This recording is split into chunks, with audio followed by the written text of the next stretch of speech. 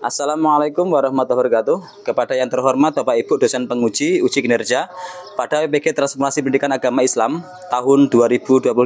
Perkenalkan, nama saya Bahaudin dengan NIM 25104180352, mahasiswa WPG PAI B3 tahun 2025 di LPTK UIN Raden Fatah Palembang.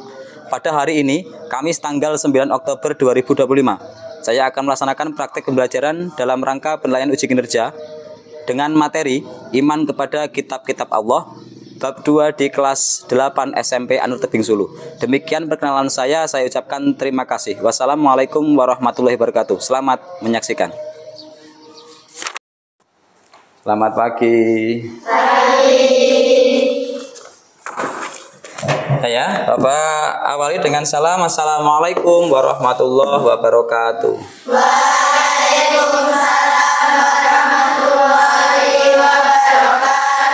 Gimana kabarnya? Baik. Sehat? Sehat. Sudah makan semuanya? Sudah. Jam berapa tadi makan?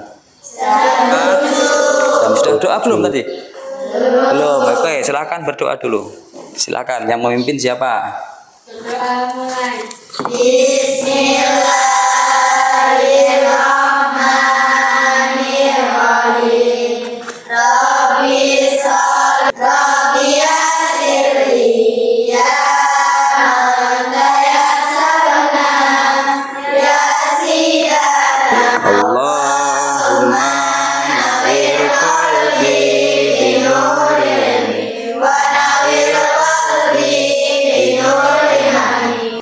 Sebelum kita mulai pelajaran, Bapak akan mengabsen terlebih dahulu ya. Oke, siapa yang tidak hadir? Hadir semua.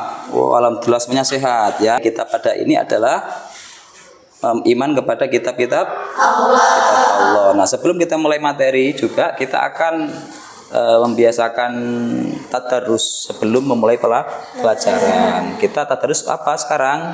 Surat Al-Insyirah, yaitu alam nasr. A'udzu billahi minasyaitonir rajim. Bismillahirrahmanirrahim. Alam nasrah laka sadrak. Untuk menumbuhkan rasa cinta kita kepada tanah air, nah marilah kita menyanyikan lagu kebangsaan Indonesia Raya. Ayo semuanya berdiri. Nah ya, hiduplah Indonesia Raya. Indonesia tanah airku. Indonesia Raya, merdeka, merdeka. Tanahku, negeriku yang ku cinta. Indonesia Raya, merdeka, merdeka. Hiduplah Indonesia Raya. Oke, silakan duduk kembali. Sampaikan tentang tujuan pembelajaran kita.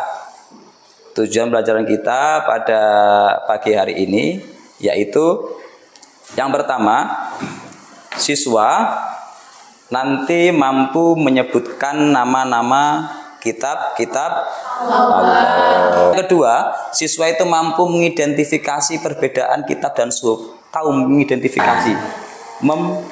Terus yang ketiga, siswa itu nanti akan mampu menunjukkan sikap beriman kepada Allah dalam kehidupan sehari-hari. Iman kepada kitab-kitab Allah dalam kehidupan sehari-hari. Nah, terus pelajaran kita kemarin apa? Iman kepada malaikat. Lalu apa hubungannya dengan kitab-kitab? Adalah yang menurunkan wahyu adalah Allah lewat perantara malaikat-malaikat Allah. Yaitu siapa yang menurunkan wahyu? Malaikat Jibril. Oke. Next. Nah, pertanyaan pemantik. Nah, itu sebelum membahas tentang iman kepada kitab-kitab Allah, Bapak akan tanya dulu, rukun iman ada berapa? 6. Ada yang tahu sebutkan? 1. Iman kepada Allah. 2. Iman kepada malaikat Allah. 3. Iman kepada kitab-kitab Allah. Nah, 4. Iman kepada qada dan qadar. Jadi iman kepada kitab-kitab Allah bertepat pada rukun iman yang ketiga. Kita terus, mengapa Al-Qur'an itu disebut sebagai kitab penyempurna? Ada yang tahu? Ya, apa? Karena kitab Al-Qur'an diturunkan sebagai kitab yang terakhir dan penyempurna. Oke, karena kitab Al-Qur'an itu diturunkan terakhir kali dan sebagai kitab penyempurna dari semua kitab. Terus, mengapa manusia sering terpecah belah? Karena perbedaan kitab suci. Padahal semua kitab itu adalah firman Allah. Rukun iman. Rukun iman itu ada 6. Yang pertama iman kepada Allah, yang kedua iman kepada malaikat, yang ketiga iman kepada kitab-kitab Allah, dan yang keempat iman kepada Rasulullah, kelima iman kepada hari akhir, dan iman kepada qada dan qadar. Nah, inilah keenam rukun iman yang harus wajib kalian imani. Nah, kita sekarang akan membahas ini. Iman kepada kitab-kitab Allah. Terus apa sih maksudnya iman kepada kitab-kitab Allah? Nah, saya minta satu orang membaca itu. Silakan Aufa. Ya. Membaca ini iman kepada kitab-kitab Allah. Meliputi beriman kepada seluruh kitab Allah SWT yang diturunkan sebelum Al-Qur'an, yaitu Taurat, Zabur, Injil, dan Suhuf. Oke, Bapak jelaskan. Iman kepada kitab-kitab Allah itu artinya adalah meyakini dan membenarkan terhadap kitab yang diturunkan oleh Allah. Jadi kita itu harus yakin semua kitab yang diturunkan oleh Allah. Pas suhuf. Nah, ini suhuf itu adalah berupa lembar-lembaran. Kalau kitab-kitab itu berupa jilid, berupa lembaran yang tidak disatukan. Siapa saja nabi yang menerima suhuf? Yang pertama adalah Nabi Adam alaihissalam. Terus yang kedua adalah Nabi Sis. Nabi Sis ini adalah anaknya Nabi Adam. Terus yang ketiga Nabi Idris, Ibrahim, dan Nabi Musa. Oke. Terus isi pokok kitab-kitab Allah. Isi kitab-kitab Allah yang diturunkan kepada para nabi dan rasul mencakup beberapa hal, antara lain sebagai berikut. Yang pertama, semua kitab Allah, semua kitab yang diturunkan oleh Allah itu mencakup semua ini. Isi pokoknya mencakup semua ini. Yang pertama adalah akidah, artinya mengesahkan Allah, tentang hubungan manusia dengan Allah, kepercayaan kita kepada Allah. Terus yang kedua, syariat, ketentuan dalam kehidupan berupa perintah, larangan bagi umat. Terus yang ketiga, akhlak, cara bersikap dan bertindak pada Allah. Terus yang keempat, janji pahala dan ancaman siksa pada umat manusia. Yang kelima, kisah umat terdahulu dan informasi tentang ilmu yang perlu dikembangkan oleh manusia. Nah, ini semua kitab-kitab Allah yang diturunkan oleh para rasulnya. Itu isi pokoknya ya 5 ini. Isi pokoknya ya 5 ini. Yang pertama, kitab Taurat. Kitab Taurat diturunkan pada Nabi siapa? Nabi Musa alaihissalam. Larangan menyembah patung dan berhala karena Allah SWT tidak dapat diserupai dengan makhluk. 3. Larangan menyembah SWT dengan sia-sia. 4. Memuliakan hari Sabtu. 5. Menghormati ayah dan ibu. 6. Larangan membunuh sesama orang lain. Oke, yang pertama mengakui keesaan Allah.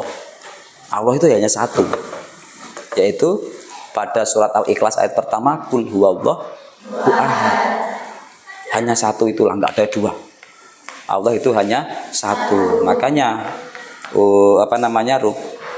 Pancasila, sila pertama, ketuhanan yang Maha Esa, hanya satu. Yang kedua, larangan menyembah patung dan berhala, karena Allah tidak dapat diserupai dengan makhluk. Iya, pasti itu. Allah itu tidak boleh diserupai oleh makhluk ataupun patung. Yang ketiga, larangan menyebut Allah dengan sia-sia. Yang keempat, memuliakan hari Sabtu. Yang kelima, menghormati ayah dan ibu. Terus yang keenam, larangan membunuh sama manusia. Menghormati ayah dan ibu. Kalian menghormati enggak ayah dan ibu? Menghormati. Karena apa? Karena orang tua, ridho Allah itu tergantung dengan ridho orang tua walidaini. Terus yang selanjutnya, larangan membunuh sama manusia ya pasti. Orang itu nggak boleh saling bunuh-membunuh. Terus yang selanjutnya, larangan berzina ya nggak boleh. Semua kitab itu melarang untuk berzina. Yang ke-8 larangan mencuri. Yang ke-9 larangan menjadi saksi yang berdusta. Kalian ketika menjadi saksi tidak boleh berdusta, nggak boleh bohong. Orang itu nggak boleh bohong.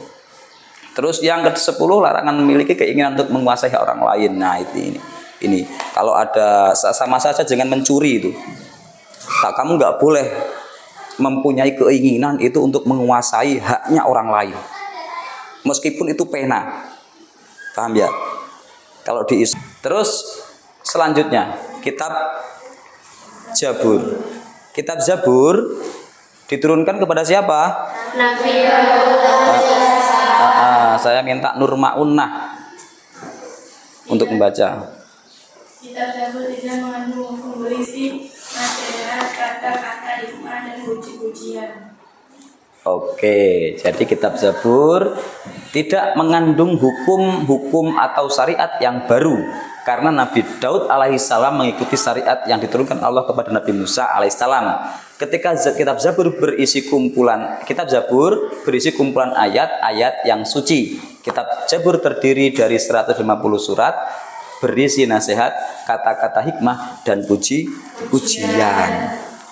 Ini syariatnya, hukum-hukum syariatnya kitab Zabur itu mengikuti kitab apa tadi? Sebelum kitab Zabur? Kitab Taurat. Diturunkan kepada Nabi siapa kitab Taurat? Nabi Musa. Oke, next. Kitab Injil. Kitab Injil saya minta Devia. Mana Devia? Silakan baca.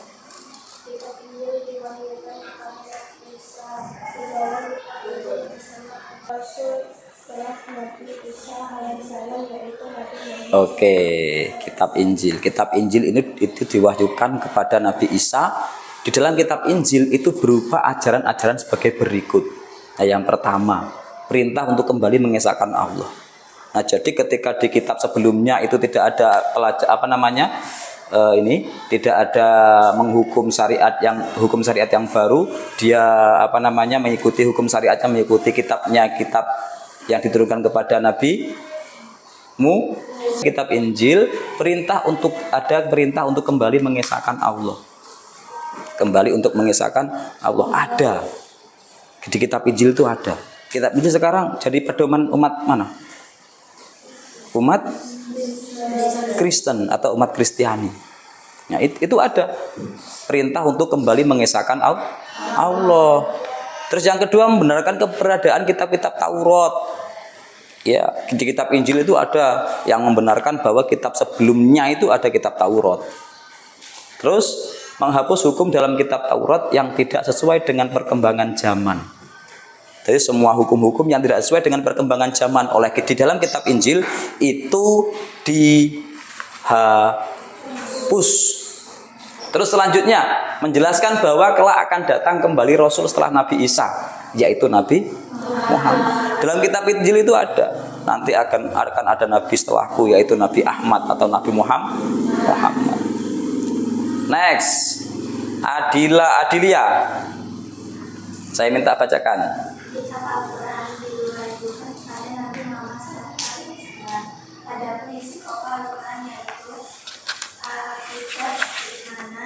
Terus jase syariah D akhlak budi pekerti tarik F dasar ilmu pengetahuan. Ya, oke. Jadi setelah kitab Injil diturunkan, Allah itu menurunkan kitab Al-Quran yang diturunkan atau yang diwahyukan kepada Nabi Muhammad melalui siapa? Melalui malaikat Jibril. Di mana diturunkan pertama kali? Gua Hiro. Ayat apa? Surat apa? Bunyinya gimana? Iqra bismi rabbikal ladzi khalaq, yang artinya bacalah. Paham? Jadi Al-Quran itu diturunkan oleh Nabi Muhammad secara mutawatir. Tahu mutawatir? Berangsur-angsur. Berapa lama? 22 tahun, 2 bulan, 22 hari. Nah itu Al-Quran diturunkan oleh Allah melalui malaikat Jibril kepada Nabi Muhammad untuk disampaikan kepada umat manusia. Terus setelah itu diturunkannya itu selama 22 tahun, 2 bulan, 22 hari. Berapa juz? 30 juz. Berapa surat? 114 surat. Berapa ayat? Bah, itu adalah kitab-kitab Allah yang diturunkan oleh Allah kepada para nabi dan rasulnya.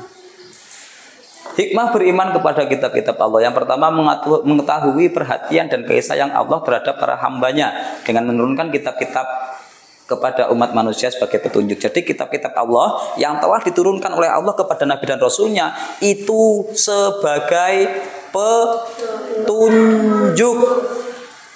Yang kedua, mengetahui syariat dan pedoman hidup yang diperintahkan oleh Allah. Jadi pedoman hidup yang diperintahkan oleh Allah itu ada pada kitab-kitab yang diturunkan oleh Allah. Terus yang ketiga, hidup menjadi lebih terarah dan tidak tersesat dalam jalannya. Iya, karena apa? Karena menjadi pedoman. Menjadi pedoman. Kitab-kitab Allah yang diturunkan oleh Allah kepada para rasul itu menjadi pedomannya hidup seluruh manusia. Oke, next. Nah, itu. Jadi ada tadi pelajaran-pelajaran mengenai kitab-kitab Allah, ya. Kitab-kitab Allah itu ada berapa tadi? Ada 4. Kitab apa saja? 1. Taurat. 2. Zabur, Injil, Al-Quran. Taurat kepada Nabi siapa? Musa. 2. Kitab Zabur. Nabi siapa? Daud. 3. Kitab Injil. kepada Nabi siapa? Isa. 4. Kitab Al-Quran. Nabi siapa? Muhammad sallallahu alaihi wasallam. Oke, nah jadi nanti di akhir pelajaran ini Bapak akan ngasih tugas kepada kalian. Tugasnya apa? Tugasnya adalah tugas kelompok. Pada tugas kelompok ini nanti Bapak akan membagi dari kalian menjadi 4 kelompok sesuai dengan apa pelajaran kita pada pagi hari ini. Ada kitab Zabur, Taurat, Injil, dan Al-Quran. Nah, nanti setiap kelompok akan Bapak kasih tugas berdiskusi, setelah itu mempresentasikan. Nah, tugasnya apa? Tugasnya ini. Tuliskan nama kitab-kitab Allah tadi, Zabur, Taurat, Injil, dan Al-Quran beserta nabi penerimanya, ya. Terus setelah itu serta isi kandungan yang ada dalam kitab tersebut. Pasti kamu menyalin tadi kan? Menyalin semuanya kan? Yang Bapak jelaskan tadi kan? Ya udah, nanti silakan berdiskusi kalian. Silakan nanti diisi dan dikumpulkan.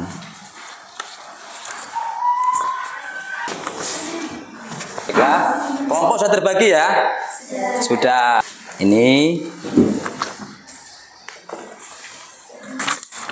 Ini ya. Jadi Bapak akan mengembalikan fokus kalian ke mata pelajaran. Pikirannya agak blank. Nah, kita kembalikan lagi dengan apa? Ice breaking. Nah, terus sekarang ice breakingnya cepat-cepatan ya. Nanti yang bisa menjawab akan Bapak kasih hadiah. Nah, itu ice breaking. Kata kuncinya atau clue-nya, ikuti kata-kata saya. Ikuti kata-kata saya. Saya ya, bukan kamu kan? Saya. Nanti ikuti kata-kata kamu. Oke, paham? Clue-nya, ikuti kata-kata saya. Ikuti kata-kata saya. Sekarang asap, sapi, kerbau, sapi. Ada berapa kerbau? Angkat tangan dulu. Ayo. Kurang tepat. 3 kerbau kurang tepat. Ayo, cepet. 4 kerbau kurang tepat. Oke, betul. Sini. Tepuk tangan untuk teman kamu. Ini isi kandungannya. Ini isi kandungannya. Terus ini nabi penerimanya. Ini nama kitabnya. Misal kitab apa? Kitab Taurat. Kamu kan berjatah kitab Taurat. Isi kepada nabi siapa diturunkannya. Terus setelah itu isi kandungannya diisi. Oke. Nah, jadi kelompok. Sudah paham belum? Ada yang dikte, ada yang berpikir. Ayo. Nah, tugas kalian sekarang itu adalah mempresentasikan. Tahu presentasi? Maju, dibaca hasil tugas kelompok kalian. Silakan. Sekarang saya urut dari kelompok 2. Nah, silakan maju. Misal kelompok 2 mau presentasi, kalau kalian mau ada yang perlu tanyakan, tanyakan. Ya. Oke? Silakan dipresentasikan.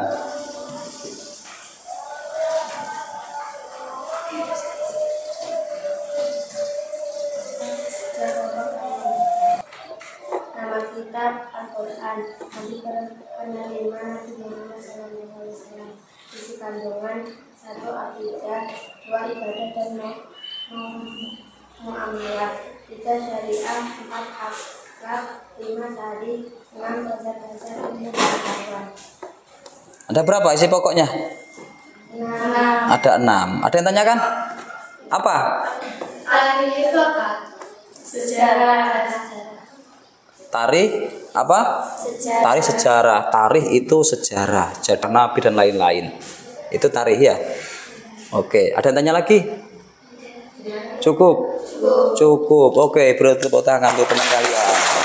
Oke, baiklah, silakan. Nah, kelompoknya. Terus setelah itu oke.